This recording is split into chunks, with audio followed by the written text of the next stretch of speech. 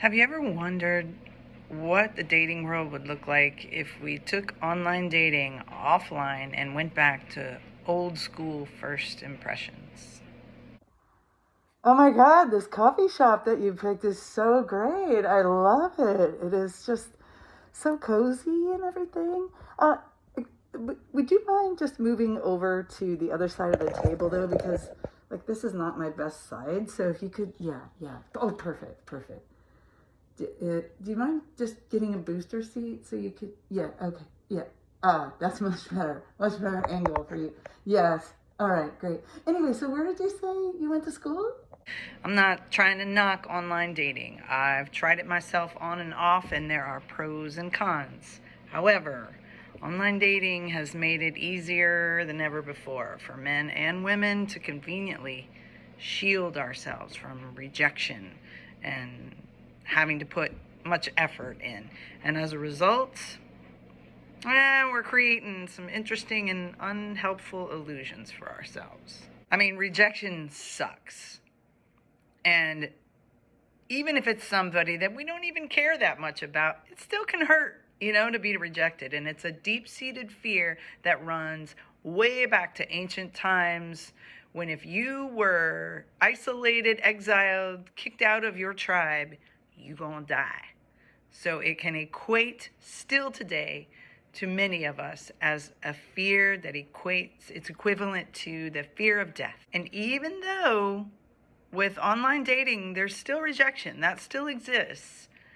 But compared to the days of old, when you had to actually approach someone or ask for an actual phone number, today you don't even have to ask someone for their phone number. You just know their name and you can find them online. You can find their social media, all that. It's pretty easy to do. So you don't even have to ask for a phone number anymore. It's no big deal.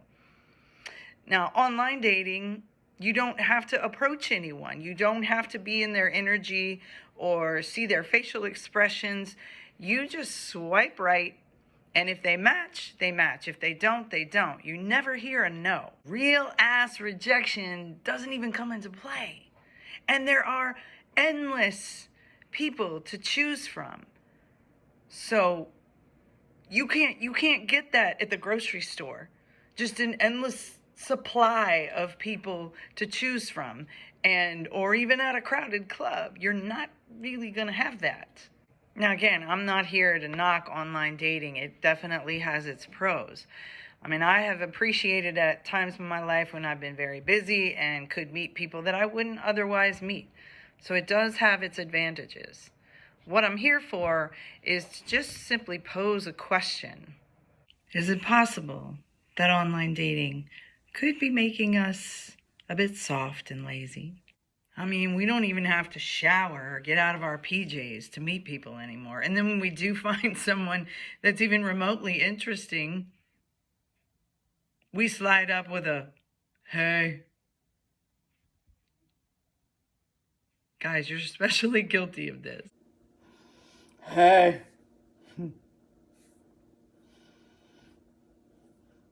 You kind of cute. Hey.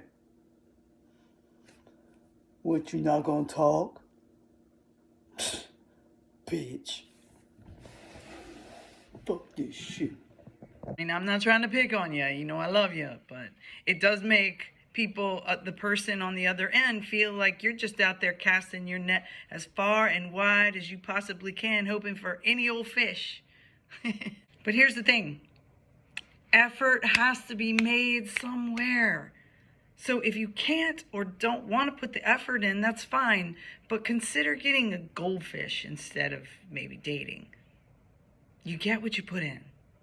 And I understand there's lots of variables here. So if you're only looking for a hookup and who you're hooking up with doesn't really matter to you, then the lack of effort and the casting the net far and wide and the hey messages are probably a decent strategy for you. And there is no judgment at all here. I'm just saying, get clear on what you're trying to attract and then be that first. You wouldn't expect to win a Marine Corps marathon without ever having gotten off your ass to train. So why would we, any of us, expect to land a treasure of a partner without first knowing who we need to become? So if any of this is resonating with you, please feel free to share, subscribe, like, comment. It's always appreciated. And stay tuned for more content with a sense of humor and a sense of purpose, all on love, sex, and relationships. Also, I have a really powerful practice that I would like to share with you. If you find that rejection is something that is really difficult for you and that you really go out of your way to avoid, that's not empowering. So we all need to work on that. I have a really powerful practice based on the work of Peter Levine, who's a trauma expert, based on his work called pendulation, where you're being guided into a practice of really sitting with what it feels like, all the things we're the most afraid of, and then moving to your greatest resource, which is you and your own love for yourself, your own sense of comfort. You can be your greatest resource for all of those things and more. So if you'd like to try that, check it out in the comments or the links below, and let me know. Let me know how it works for you, and if you have any questions. Thanks. Much love to you.